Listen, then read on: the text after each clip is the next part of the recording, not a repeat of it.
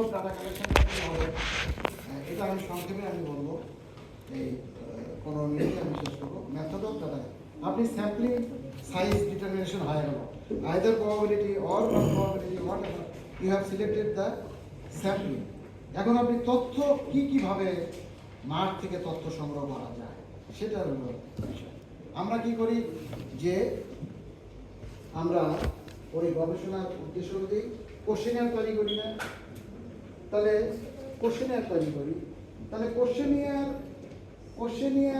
সবই তো কোশ্চেনিয়ার তাহলে ইন্টারভিউ করি তাহলে what ever the difference between questionnaire interview সবই তো কোশ্চেনিয়ার তাহলে যখন আমি ডাক যোগে পাঠাই ইমেইলে পাঠাই ওটাকে হলো কোশ্চেনিয়ার পদ্ধতি জিনিস একই নাম ভিন্ন যখন ডাক যোগে পাঠাবো অথবা ইমেল করবো এটা কোশ্চেনিয়ার যেটা সরাসরি করবো সেটা হলো ইন্টারভিউ শিডিউল ইন্টারভিউ করবেন interview method of data collection by what কি দ্বারা আপনি তথ্য সংগ্রহ করবেন তাহলে ইন্টারভিউ শিডিউল তাহলে কোশ্চেনিয়ারও তো যা শিডিউলও তাই কিন্তু নাম ভিন্ন যে আপনি যখন ডাক যোগে পাঠাবেন ওটা কোশ্চেনিয়ার প্রশ্নপত্র আর যখন আপনি ডাইরেক্টে যাবেন ওটা বলে ইন্টারভিউ শিডিউল কিন্তু জিনিস এখন এইভাবে আমরা তথ্য সংগ্রহ করি কি কোয়ালিটেটিভ কোয়ান্টিটেটিভ মানে পরিমাণ সূচকে আমরা কোশ্চেনিয়ার পার্সোনাল ইন্টারভিউ এইভাবে তথ্য আনি হোয়াট অ্যাবাউট কোয়ালিটেটিভ কোয়ালিটেটিভ তথ্য সংগ্রহের পদ্ধতি আবার টুলস অ্যান্ড টেকনিক্স আলাদা এটা তো ভেরি সিম্পল প্রবলেম মেইন হলো যে আপনার হলো পিআরএ আর আরআরএ পিআরএ মানে কি পার্টিসিপেটরি রুরাল অ্যাপ্রাইজাল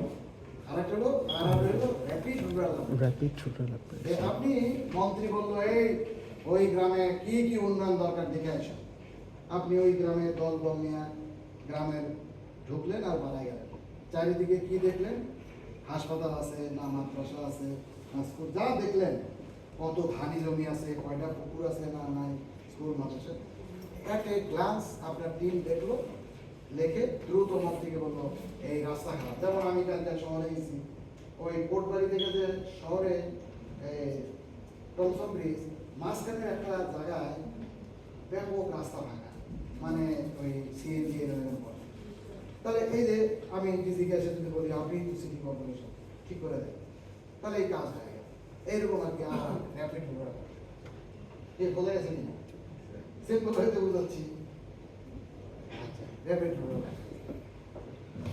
আর পিআরএ কি participatory rural appraisal this are the method of data collection this is the part of methodology কিন্তু অনেক বিশ্ববিদ্যালয়ের পর ইয়ারা আসে স্টুডেন্ট ফাইনাল ইয়ারে এসে সমানে পিআরএ মেথড বলতে পিআরএ একটা মেথড মানে মেথডোলজি বলে না আমরা যে গ্রাম থেকে তথ্য নেয় আমি চেয়ার করতেছি বলে পিআরএ একটা মেথড মানে method of data collection PRA method FGD method case study method অমুক তমুক এটা তো মেথড না পিআরএ হলো method RRA method methodology method of কি ডাটা কালেকশন কিন্তু there are many tools and techniques under PI tools and techniques তো methods হতে পারে না তাহলে PRA মেথড পার্টিসিপেটরি রুরাল মেথডসটা কি বা টেকনিক্সটা কি রিসোর্স ম্যাপিং গ্রামের ওই গ্রামের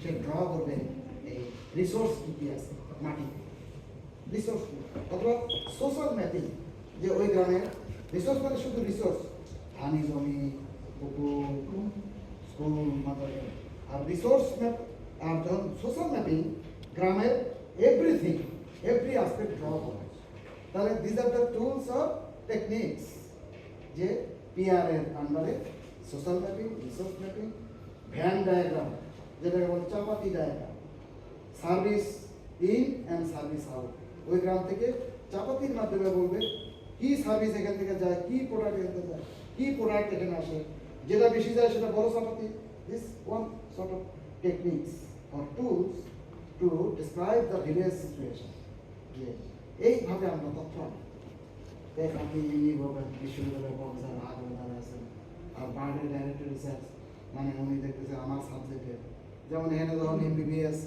সিভিল সার্জন আসবে, সে কি আপনারা আপনার গৌরবান্বিত বোধ করবেন না? যার যে আমার এগ্রিকালচারের লোক এখানে আসে, আমি যদি বলতাম আমি পুরো হেভি অবস্থা। তো সেরকম পাবলিক অ্যাডমিনিস্ট্রেশন যদি চট্টগ্রাম বিশ্ববিদ্যালয়ে ওরা আসে, তার সাবজেক্টের লোক সে এমনি জুবেনাইল থাকবে না, কিন্তু কি বলতেছে না বলতেছে ওই দিকে না বলবেন। সে জ্বালানি বক্তব্য শুরু করছে, ভূমিকম্প না হওয়া পর্যন্ত আরো থামে না। রেটে বুঝছেন কি? সেরকম আপনাকে তখন বলতে হবে যে পিআরএ হলো মেথড অফ ডাটা কালেকশন, আর তার টুলস অ্যান্ড টেকনিক্স হলো প্রবলেম র্যাঙ্কিং। আপনি 10 জনকে বললেন, 10 জন 10 রকম প্রবলেম বলবে, তার র্যাঙ্কিং করতে হবে না, 10 জনের অ্যাভারেজ করে তারপরে first, second, third ranking. Problem ranking, one of the techniques of collecting data and also giving the presentation, giving the information of their fields. This is the way to collect data.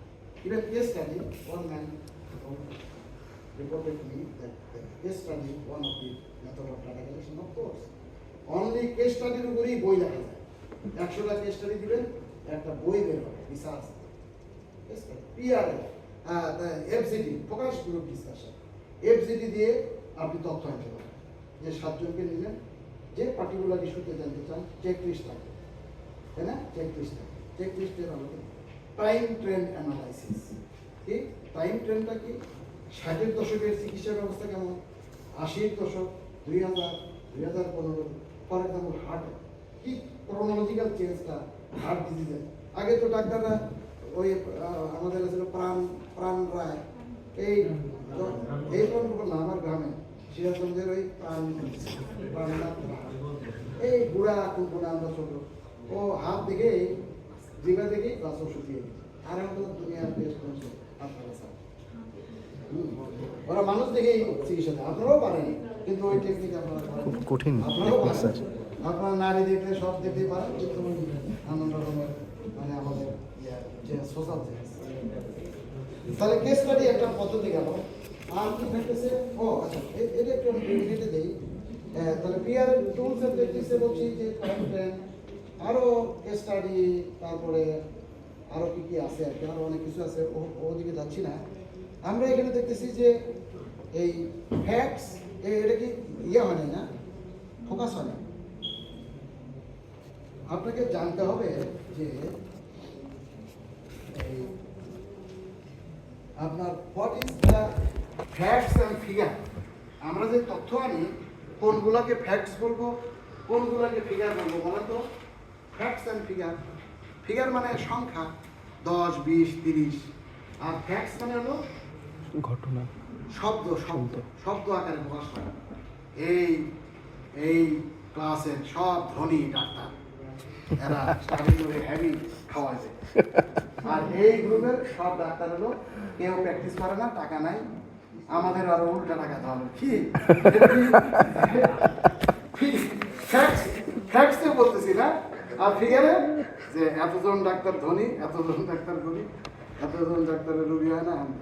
তাহলে facts and figure, understand? Yes sir. Non numeric and numeric, মানে qualitative data হলে non numeric, আর quantitative data হলে আমার কি করতে হবে, যে নিউমেরিক ডাটা। কোয়ালিটেটিভ ডাটা কি, তার বৈশিষ্ট্যগুলো কি আছে, যে এখানে আছে হলো কোয়ালিটেটিভ মানে গুণবাচক উপায়ে এক্সপ্রেস করা, যে এই ক্লাসের সবার চুল কালো, চোখের মণি কালো, আর এতজনের চোখের মণি কটা। একটা মেয়ের গায়ের রং যদি ফর্সা হয়, আর চোখ যদি কটা হয়, আর চোখ যদি কালো হয়, তাহলে এক একজনের এক এক অ্যাট্রাকশন। নেভার মাইন্ড, অন্যভাবে নেন না, কোনো পুরো মানে সিমিলারলি রিভার্স, ভাইস ভার্সা, ছেলেদেরও এরকম। হ্যাঁ, ভাইস ভার্সা। আমি যেহেতু all of you are mature, তে কার কি অপশন, দ্যাটস অ্যানাদার থিং। কিন্তু এক্সপ্রেশন যেমন আমেরিকা, যে চুল কি ব্রাউন, হ্যাঁ, দে ফিল প্রাউড যে দেয়ার হেয়ার ইজ ব্রাউন।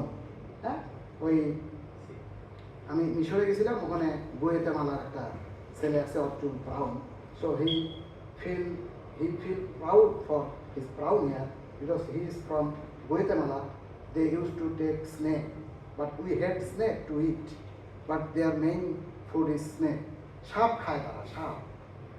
আমরা শোল মাছ খেয়ে যে স্বাদ পাই, শোল মাছ চেনেন তো? সাপের স্বাদও কিন্তু তাই।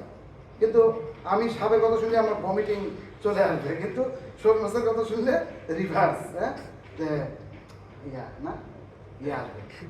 তো anyway, তো এক্সপ্রেশনটা হলো গুড বেটার বেস্ট, মানে আপনি যখন আপনি ফ্যাক্টসে বলবেন সেটা হলো কোয়ালিটি, আর কোয়ান্টিটি হলো ফিগার, মানে সংখ্যায় আপনাকে বলতে হবে।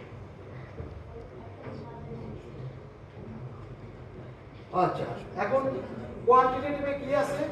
ডিসক্রিট আর কন্টিনিউয়াস। ডিসক্রিটলি আর কন্টিনিউয়াসলি, যেমন আপনার এই খাকি ক্যাম্বেল হাঁস রেগুলার বছরে 360টা ডিম দেয়, আর একটা হাঁস দেয় বছরে, দেশি হাঁস 160টা ডিম। আপনি কি বলতে পারবেন যে আপনার এই খাকি ক্যাম্বেল বছরে 360.5টা ডিম দেয়, প্রতিদিন 1.5টা করে ডিম দেয়, বলা যাবে না? পূর্ণ সংখ্যায় বলতে হবে। যে কিছু কিছু তথ্য আনতে হলে পূর্ণ সংখ্যা দিতে হয়, অর্থাৎ ডিসক্রিট হবে। আর কন্টিনিউয়াস ফর্মে কি হাইট, ওয়েট, কারণ এটা তো পূর্ণ সংখ্যা হবেই না, তাই না? ফ্র্যাকশন থাকবে, ফ্র্যাকশন মানে কন্টিনিউ 7.3335678 চলতেই থাকবে, এইটাকে বলতেছে continuous. This are very simple, but sometimes we, এইখানে আসছে হলো level of measurement of data. এটা আমি পরীক্ষার দিনেও আপনারা কেউ লিখতেই পারেন না, প্রশ্ন বলে দেওয়ার পরেও আপনারা লিখতে পারেন না, এটা আমি বুঝলাম না। লেভেল অফ মেজারমেন্ট হয় আমি বুঝতে পারছি না, আপনি বুঝতেছেন অথবা আপনি ইন্টারেস্টেড। আপনি যদি level of measurement of data যদি আপনি যদি অ্যাটেন্টিভলি পড়েন, of course it will be clear. ঠিক আছে, আমিও তো I am not the statistics brain, but to some extent, being an agriculture scientist or agriculture faculty, I have to learn at least first year 100 mark, 100 mark, and master degree again 200 marks, then PhD there, because analysis এ আমাদের কিছু statistics শিখতে হয়, even sociology শিখতে হয়, agriculture, input distribution এ, motivation এ, sociology ও দরকার। বুঝতে পারছেন? এটা নাম। এইটা আমি বুঝলাম না, যে আমি বলতেছি 4টা লেভেলে আমরা মেজার করি। এই যে কেবল বললাম না যে কি কি বললাম, চুলের রং, কালো, চোখের রং, এই ওই আমরা করি না, ধনী গরিব, ভালো খারাপ মধ্যম। সিমিলারলি নমিনাল মানে নামবাচক, যে ডাটা ক্যান অনলি বি ক্যাটেগরাইজড। ঠিক আছে, নমিনাল নামবাচক। ক্যাটেগরি কি? যে এই চুলের রং, বা ক্যাটেগরি করতেছি কি, যে ধনী গরিব মধ্যবিত্ত, অথবা সুন্দর অসুন্দর, হোয়াটএভার, যেটা আমি আগে কোয়ালিটেটিভ করলাম, এটাই হলো ক্যাটেগরি, তাই না? বা চাঁদপুর থেকে আমি চট্টগ্রাম যেতে কোন কোন ভাবে যেতে পারি, ট্রেনে, বাসে এবং নৌকায়, this are the category. Nominal ওয়েতে বলতেছি যে চাঁদপুরে 3 ভাবে যাওয়া যায়, নৌকা, বাস, এটাই হলো nominal way of data measurement. কেমন? আর অর্ডিনাল যেটা, অর্ডিনাল মানে অর্ডার থেকে অর্ডিনাল, অর্ডারে মানে there should have some order, hierarchy. কি অর্ডিনাল? যে data can be categorized and ranked. তাহলে director, DG, there is rank এবং হায়ারার্কি। ধনী, মধ্যবিত্ত, নিম্ন, there is first boy, second boy, third boy, there is hierarchy. Merit, board first, second, third, কি বা golden GPA 5, 4, 3, this কি category. তাহলে এই সকল ডাটাকে অর্ডিনাল, অর্ডারে যদি আমি প্রকাশ করি। আর ইন্টারভেল হলো there should have sub interval, যে আপনি অঙ্কের নাম্বার ক্লাস 5 এ অঙ্কের কে কত পাইছে, যে 100 জন ছাত্র, দেখা গেল যে 80 থেকে 100 মার্ক আমি ইন্টারভেল দিলাম, 80 থেকে 100, 70 থেকে 80, 60 থেকে 70, এভাবে আমি যদি ক্যাটেগরাইজ করি, তাহলে আমি যদি কলাম ওয়াইজ আনি, তাহলে 80 থেকে 100 অঙ্কে কতজন পেয়েছে 100 ছাত্রের ভিতরে, ফর এক্সাম্পল 80 জন পেয়েছে, তাহলে 80। এটাই তো কন্টিনিউয়াস, এই যে ইন্টারভেল ডাটা এইভাবে প্রকাশ করতেছে। Data can be categorized, ranked and evenly spaced. কত স্পেস যে 80 থেকে 120 20 করে দিচ্ছি না। এখান থেকে আমি একটা ডাটা আমি প্রেজেন্ট করতে পারছি না যে এই ক্লাসে ম্যাক্সিমাম অঙ্কের আছে 80 কি, তাহলে ইন্টারভ্যাল আকারে আমরা দিচ্ছি। এটা কি হচ্ছে ক্যাটেগরি যে 80 পাওয়া 80 থেকে 100 কি ইন্টারভ্যাল এবং মানে একটা সেম ইন্টারভ্যাল 20 এবং category up to top to bottom না, নিচ থেকে উপর পর্যন্ত। and then evenly spaced. A ratio data can be categorized, ranked, evenly spaced, and has a neutral zero. এটাই হলো যে আপনি সিম্পল উত্তর দিবেন যে কয় রকমের ডাটা মেজার হবে, 4 রকমের উদাহরণ nominal, ordinal, interval. একটার উদাহরণ দিবেন, এগুলা বলার দরকার নেই, এর উদাহরণটা আপনাকে দিতে হবে যে রেশিও ডাটা কি can be categorized, ranked, evenly spaced, and has a neutral zero. Neutral zero মানে কি? মানে সবই বুঝলেন, categorized, ranked, evenly spaced, and has a neutral zero মানে যেমন মনে করেন যে হাইট জিরো বলে কোনো হাইট আছে, এটাই তো ওদের ক্ষেত্রে হাইটের ক্ষেত্রে আমি যখন হাইট মেজার করবো তখন আমাকে রেশিও ডাটা দিতে হবে, বা এই ক্লাসে মেল ফিমেল রেশিও 50-এর ভিতরে 37 জন পুরুষ 13 জন মহিলা রেশিও ডাটা। এই উদাহরণটা কি আপনি দেখতে পারবেন না? 4টে ক্যাটাগরি তো বলতে পারবেন, nominal, ordinal, interval and ratio. আর উদাহরণটা এইভাবে বাংলায় লেখেন, ইংরেজিতে লেখেন, এই দুটোই তো আমরা জানি, আরবি ফার্সি তো আর পারি না, এই দুটোর মধ্যে যেটা মনে হয় সেটা দেন, অসুবিধা নেই। কিন্তু আপনাকে শুধু এটা বলতে হবে না, আপনাকে উদাহরণ দিতে হবে যে অর্ডিনাল ডাটাটা কি, কোন ডাটা মেজারমেন্ট, নমিনালের কোন উদাহরণ এবং ইন্টারভ্যালের কি উদাহরণ। যেমন জিরো হাইট না, জিরো এজ আছে, জিরো এজ মানে নিউ বর্ন। ট্রাফিক জ্যামে কোনো অ্যাক্সিডেন্ট হবে না, তাহলে ইট ইজ আনইমাজিনেবল, তাই না? যেমন মনে করেন যে 0 degree centigrade, it has value, it matters. যদিও জিরো, কিন্তু যখনই সেন্টিগ্রেডে বলবেন it's matter. 0 degree Fahrenheit, it's matter. বুঝলেন না? এখানে কোনো জিরো নাই, এই জিরো সে জিরো না, আর এখানে হলো অরিজিনাল জিরো আর কি, আর ওটা হলো ওই জিরো জিরো না। কিন্তু কোথায় জিরো আবার আছে? আপনি সেন্টিগ্রেড এবং ক্যালভিনে আপনি নাই, কিন্তু আছে কোথায়? আপনার আছে হলো এই যে বডি তাপমাত্রা, যেটা ক্যালভিনে। সেন্টিগ্রেড এন্ড ফারেনহাইট, কিন্তু ক্যালভিনে তো তাপমাত্রা রেখা, কিন্তু ওটা কি এই যে ক্যালভিন যেটা, সেটা কিন্তু আবার এই এই 0 ডিগ্রি এবং Fahrenheit, degree centigrade, Fahrenheit, Kelvin here, but Kelvin should be here, কারণ ক্যালভিন 0 মানে বের। আমরা বডি টেম্পারেচার যদি 0 হয়, ক্যালভিন 0 ক্যালভিন মানে কি মৃত্যু, তাহলে এখানে হলো ক্যালভিন। এইভাবে হলো উদাহরণ। তাহলে আমার অত জটিল দরকার নেই, রেশিও ডাটা মানেই হলো মেল ফিমেল রেশিও অথবা হাইট ওয়েট, এগুলোর মেজারমেন্টে আমরা রেশিও ডাটা ইউজ করি। হাইট ওয়েট যেগুলাতে ট্রু জিরো আছে, আর যেগুলাতে জিরো নেই, যেমন টেম্পারেচার 80 থেকে 90 ডিগ্রি ফারেনহাইট, 70, 60, 60, 70, 50, 60, তাহলে ইকুয়াল মানে আপার আর লোয়ার বোঝাচ্ছে না, আর হলো ইন্টারভ্যাল সেম। এখানে আপনার example, nominal data example I have given here, you can just read it out. Do you have the handbook already? Yes, sir. So you can read it out, no need to explain, okay? এখন আসলো যে তথ্যে আমরা দুই ধরনের তথ্য নেই, একটা হলো প্রাইমারি আর একটা হলো সেকেন্ডারি। প্রাইমারি মানে ডাইরেক্ট অ্যাকশন, ঠিক আছে, আর সেকেন্ডারি মানে লাইভলি।